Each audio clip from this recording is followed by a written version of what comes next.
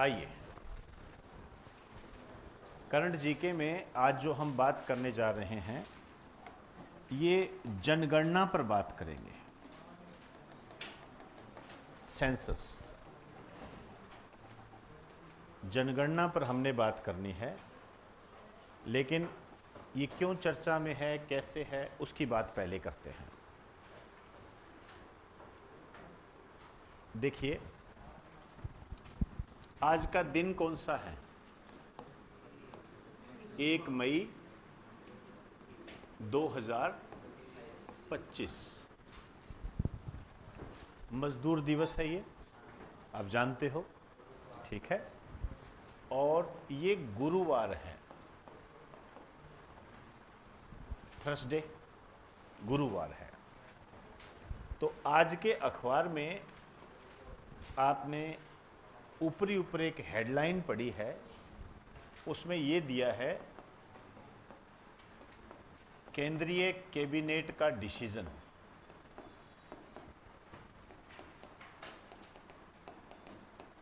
एक डिसीजन लिया है, घोषणा की है आज के दिन। इसने क्या घोषणा की है? भारत में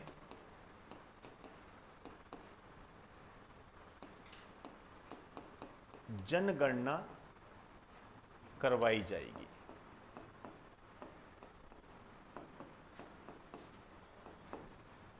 और इसमें बताया है सितंबर के महीने में संभावित है ये जनगणना करवाई जाएगी सितंबर के महीने के अंदर। ये केंद्रीय कैबिनेट ने घोषणा की है। एक बात आपको यहां पर क्लियर होनी चाहिए कि ये जो न्यूज़ है गुरुवार को क्यों आई। आपको हमेशा एक बात ध्यान रखनी है कि ये जो केंद्रीय कैबिनेट होती है, पहली बात तो इसे ही केंद्र सरकार कहते हैं। छोटी छोटी बातें क्लियर होनी चाहिए आपको। इसे ही सेंट्रल गवर्नमेंट कहते हैं। इसमें कौन कौन शामिल होते हैं? इसमें शामिल होते हैं प्रधानमंत्री और कैबिनेट मंत्री। आप जानते हो कि जो मंत्री होते हैं ये 3 प्रकार के होते हैं। कैबिनेट मंत्री, राज्य मंत्री, उप मंत्री। हालांकि राज्य मंत्रियों की समान ही स्वतंत्र प्रभार वाले मंत्री भी आ जाते हैं, पॉलिटी में हम इसको पढ़ते हैं। तो कैबिनेट मंत्री होते हैं। हालांकि प्रधानमंत्री खुद एक कैबिनेट मंत्री का दर्जा प्राप्त हुआ व्यक्ति होता है। प्रधानमंत्री इसकी अध्यक्षता करता है। इसकी जो अध्यक्षता करता है, आप ऐसे लिखिए, बैठक।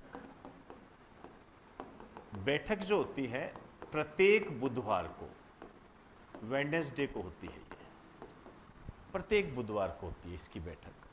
अब ऑब्वियसली बात है कि बुधवार को बैठक होगी तो जो डिसीजन लिए जाएंगे वो अखबार में कब आएंगे? गुरुवार को। आप कभी भी नोट कर लेना, आपको ये स्थिति मिलेगी। बुधवार को बैठक होती है, चाहे वो स्टेट के संबंध में हो, चाहे वो सेंटर के संबंध में हो। फिर गुरुवार के अखबार में आपको मिल जाएगा कि कैबिनेट ने ये डिसीजन लिया है कि वो अच्छा दिन होता है आपके एग्जाम की दृष्टि से। और इसकी जो अध्यक्षता करता है ये करता है पीएम। खैर, ये तो एक बेसिक बात आ गई। मैं वापस जनगणना पर आ रहा हूँ। जनगणना करवाई जाएगी, क्या इससे पहले हो नहीं रही थी? बिल्कुल हुई थी। जनगणना 2011, उसी के आंकड़ों को हम आज लेकर चलते हैं, उसी के आधार पर नीतियां चलती है। लेकिन 2011, आज हम 2025 में कर रहे हैं। प्रत्येक 10 वर्ष के अंतराल पर जनगणना होती है। इसका मतलब 2021 में जनगणना होनी चाहिए थी, लेकिन 2021 में नहीं हुई। उसका कारण कोरोना रहा। बाद में समय समय पर यह डेट आगे बढ़ती गई और किसी भी कारणवश ये नहीं हुई। विपक्ष बार बार ये मुद्दा बनाता रहा कि जनगणना करवाई जाए, जनगणना करवाई जाए, लेकिन नहीं हुई। अब आप जानते हो कि चुनावों का समय है, पहलगाम आतंकी हमला भी हुआ है और विपक्ष इस संबंध में सत्ता पक्ष के साथ खड़ा नजर भी आता है। सारी चीज़ें हैं इसके अंदर। और इस स्थिति को जब हम देखते हैं तो सरकार पर किसी भी तरीके से आप एक दबाव भी कह सकते हो, क्योंकि चुनाव भी होने वाले हैं और बिहार में चुनाव होने वाले हैं, और बिहार में ये जातिगत जनगणना का मामला सबसे ज़्यादा है। इस कारण से इस जनगणना के साथ साथ जातिगत जनगणना को प्रारंभ करने की भी घोषणा कर दी कि ये करवाएंगे हम। समझ में आई बात सारी? तो जनगणना वाला टॉपिक आपके लिए इंपॉर्टेंट हो गया है, ये ध्यान रखें। सेंसस बोलते हैं इसको इंग्लिश के अंदर, ठीक है। ये जो जनगणना है, ध्यान रखना, सबसे पहले जो हुई थी ये 1872 में हुई थी। ये वैसे आपको करवाया गया है, ये लॉर्ड मेयो के शासनकाल में हुई थी।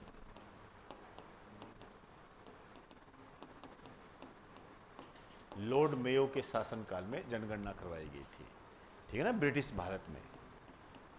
ये पहली जनगणना थी, ध्यान रखना, पहली जनगणना थी। फिर जो दूसरी जनगणना थी,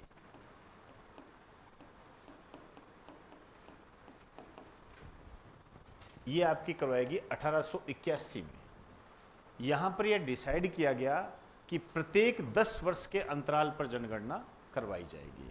यहां से यह डिसाइड किया गया था, प्रत्येक 10 वर्ष के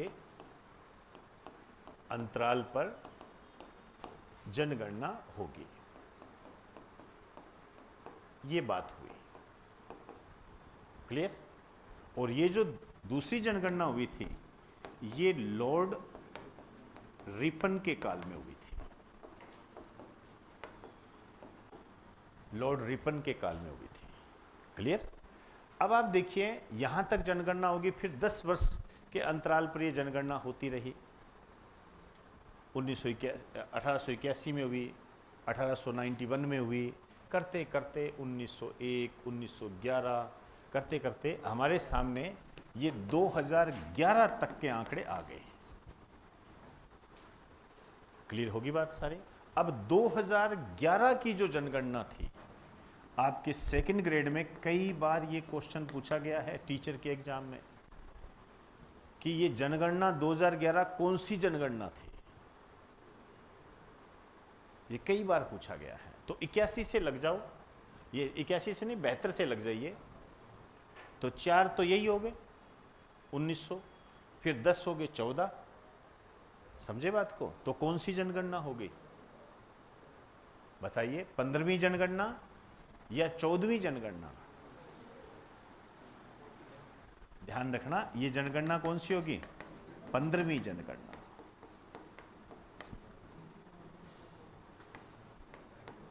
और यदि मैं इसको इस रूप में आपसे पूछूं, जो कि आसान सा है, कि आजादी के बाद की कौन सी जनगणना है? 7वीं जनगणना हो जाएगी, क्योंकि 1947 में भारत आजाद हुआ था। 51 से लग जाओ, 51, 61, 71, 81, 91, 2001, 2011।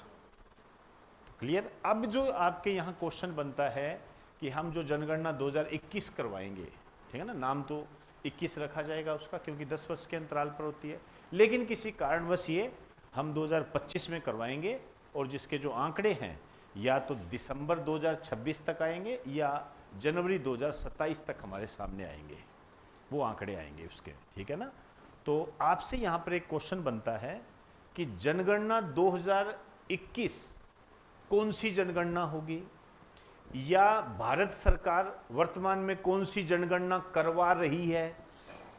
16वीं। ऐसे बनेगा, क्योंकि ये सेकंड ग्रेड में आए हुए हैं। जनगणना 2011 कौन सी जनगणना है? 15वीं, 14वीं, 16वीं, ऐसे दे दिया। तो अभी वर्तमान में भारत सरकार भारत की जो जनगणना करवा रही है, ये कौन सी जनगणना है? 16वीं जनगणना है। ये दिमाग में रच बस जाना चाहिए, अभी तक इस पे यही क्वेश्चन बनता है। और बहुत सारी चीजें हैं जनगणना के संबंध में, जैसे 1911-21 का जो काल था, इसमें जनसंख्या में कमी दर्ज की गई थी। इस कारण से हम 1921 को जनसंख्या का महान विभाजक वर्ष कहते हैं, great division year of census, ये बोलते हैं अपने इसको। और इसी तरीके से 1961-71 में जनगणना टॉप पर चली गई थी, मतलब जनसंख्या वृद्धि दर जो 24 पॉइंट कुछ इसके आसपास थी और ये एकदम से जंप कर गई थी। इस कारण से इसको जंपिंग ईयर बोलते हैं, महान विस्फोटक वर्ष भी बोलते हैं। किसको? 1971 को। अब एक चीज़ें और आपको ये पता होना चाहिए कि आज़ादी के बाद की जब हम बात करते हैं तो इससे संबंधित मंत्रालय कौन सा होता है? मंत्रालय, ध्यान रखना, इससे संबंधित जो मंत्रालय होता है गृह मंत्रालय, गृह मंत्रालय के अंडर में होती है ये। समझ में आई मेरी बात सारी?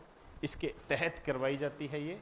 और विश्व जनसंख्या दिवस कब मनाया जाता है? 11 जुलाई को। 11 जुलाई को विश्व जनसंख्या दिवस मनाया जाता है। ये भी आप लिख सकते हो।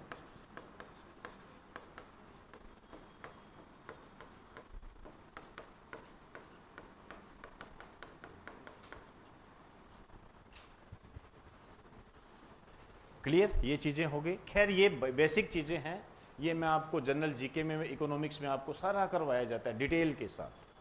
कौन जनगणना करवाता है, डेमोग्राफी क्या होता है, जनानिकी जनगणना, जनसंख्या के अध्ययन को हम क्या कहते हैं? डेमोग्राफी। बहुत बार आता है। फ्रैंक नोवेनस्टीन डेमोग्राफी के जनक थे। उन्होंने बताया था डेमोग्राफी के बारे में कि 15 से 59 वर्ष आयु वर्ग के जो लोग होते हैं, जिस देश में ज़्यादा रहते हैं, उसका जो डेमोग्राफिक डिविडेंड है वो सबसे ज़्यादा होते हैं, मतलब युवा वर्ग, क्योंकि प्रोडक्शन के लिए जिम्मेदार कौन है? युवा। ठीक। अब मैं मूल मुद्दे पर आता हूँ। ये तो मैंने एक बेसिक बात है जो आपको बता दी भी, कैबिनेट क्या होता है, सेंट्रल गवर्नमेंट क्या होती है, इसने जो डिसीजन लिया है सितंबर तक संभावित है। देखते हैं आगे की क्या स्थिति है। लेकिन यहाँ इन्होंने एक बात कही है कि जनगणना के साथ साथ जातिगत जनगणना भी करवाई जाएगी। ये एक महत्वपूर्ण पॉइंट है। तो इसमें एक नई लाइन से लिखिए, जनगणना के साथ साथ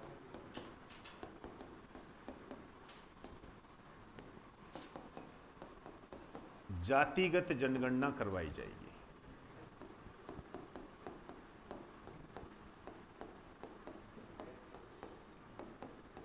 जातिगत जनगणना करवाई जाएगी। ठीक है ना? आइए जी, अब ये जो जातिगत जनगणना है ये पहली बार कब हुई थी? ये ध्यान रखना भाई, 1931 में हुई थी। ये सन याद हो जाना चाहिए। पहली बार 1931 में हुई थी। समझे बात को? उसके बाद नहीं हुई है। उसके बाद आज़ादी के बाद अब ये पहली बार होगी। तो यहां पर मैं आपको बता दूं, यहां पे लिख देना, आज़ादी के बाद पहली बार 2025 ये होगी, संभावित है। आज की डेट की बात कर रहे हैं हम। इससे पहले क्या है, आप कंफ्यूज मत होना, इससे पहले एक सामाजिक आर्थिक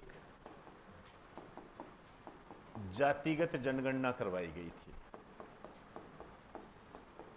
2011 के अंदर। लेकिन इसको जातिगत जनगणना नहीं बोलते हैं, एक सर्वे करवाया गया था, जनगणना वैसे नहीं थे। और मजेदार बात है, इसके आंकड़े भी जारी नहीं हुए थे, एक सर्वे करवाया गया था। आप जब अखबार में पढ़ोगे तो एक सर्वे था, इसलिए कंफ्यूज मत हो जाना, ये जातिगत जनगणना नहीं है, ये केवल सामाजिक आर्थिक जातिगत जनगणना है, जिसके तहत जो विभिन्न प्रकार की जो जातियां थी भारत में, उसका एक सर्वे करवाया गया था, सामाजिक रूप से और आर्थिक रूप से। जातिगत जनगणना तो अब होगी, अभी जो घोषणा के तहत बात हुई है। अब देखते हैं आगे की क्या स्थिति होती है। इससे हमें क्या पता लगेगा, जातिगत जनगणना से क्या होगा?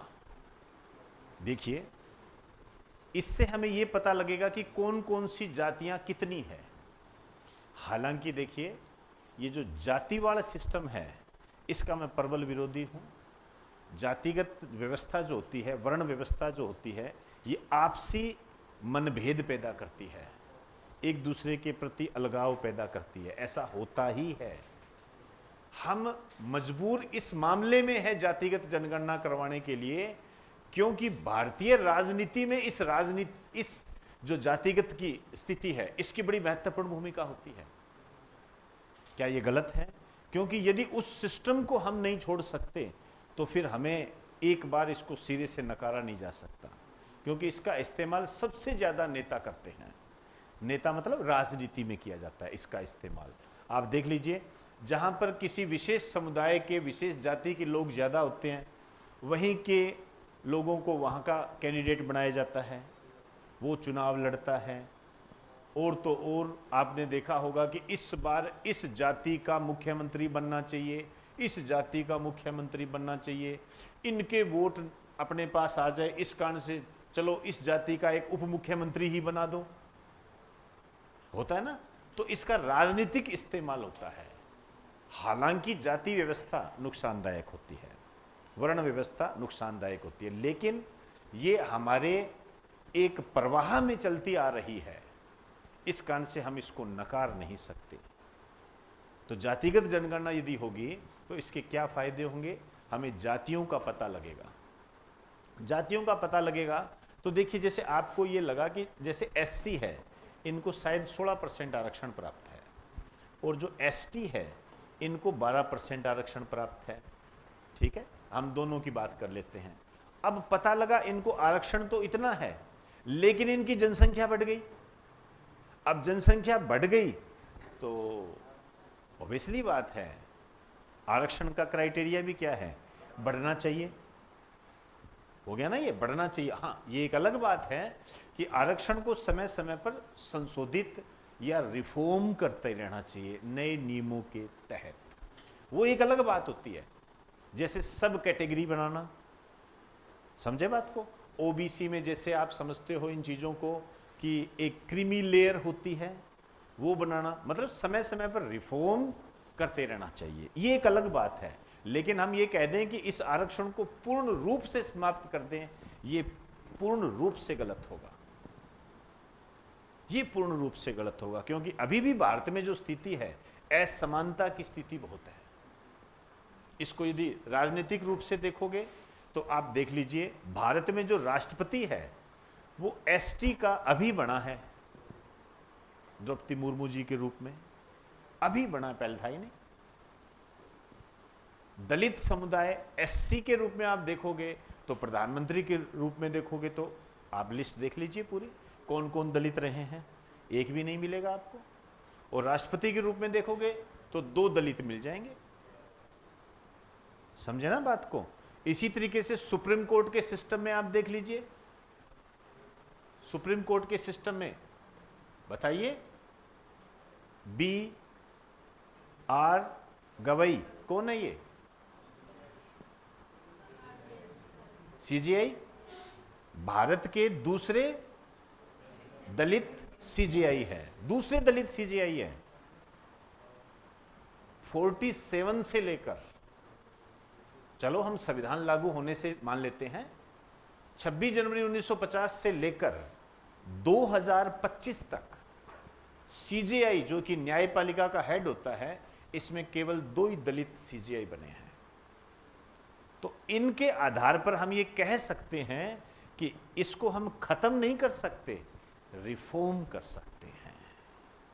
वो चाहे EWS के रूप में हो, चाहे क्रीमी लेयर के रूप में हो, चाहे सब कैटेगरी के रूप में हो। लेकिन आप कह दो कि इसको बंद कर दें, ये पूर्ण रूप से गलत हो जाएगा। क्यों?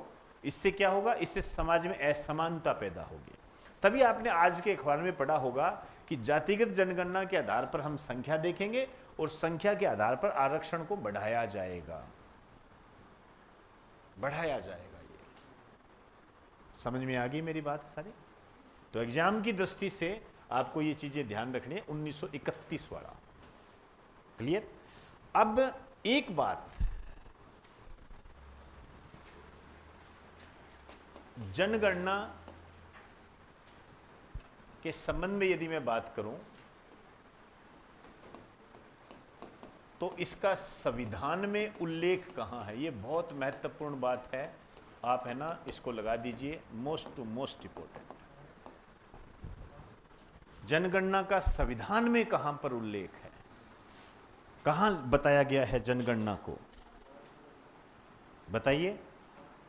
आर्टिकल, आइए देखिए, 2 मिनट सुन लीजिए, 2 मिनट सुन लीजिए।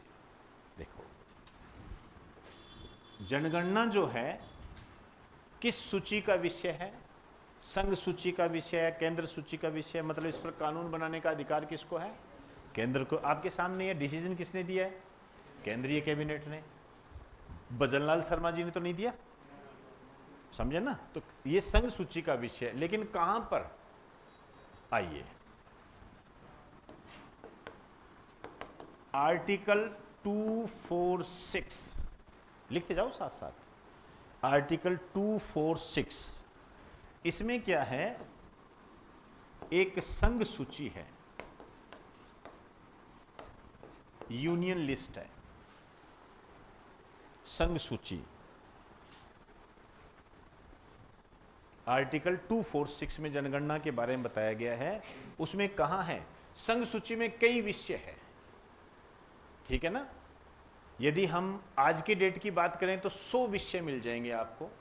वैसे 97 कहे जाते हैं, आगे कै खे गए आ जाते हैं ना, तो टोटल गिनते हैं तो 100 आ जाते हैं। वो पॉलिटी में आपको बताया जाता है। इस संघ सूची के अंदर एक क्रम संख्या है, सीरियल नंबर, ठीक है ना, क्रम संख्या, सीरियल नंबर 69, ये यहां पर है बेटा। 69 और 246 यहीं पर याद कर लेना। सबसे पहले जनगणना किसने करवाई थी, कौन सा दशक वो जनसंख्या का महान विभाजक वर्ष कहलाता है, ये सबको याद है। वो याद नहीं है तो फिर आपकी तैयारी नहीं है। और मेरिट जो तय होगी वो ऐसे क्वेश्चन से तय होगा। आपसे पूछा जा सकता है कि जो जनगणना का विषय जो है ये संघ सूची के किस क्रम संख्या पर है?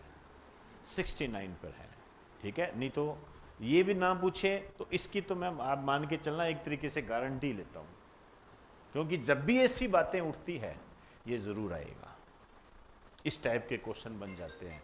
जनगणना वाला टॉपिक आपका पूरा तैयार होना चाहिए, ध्यान रखना, ठीक है।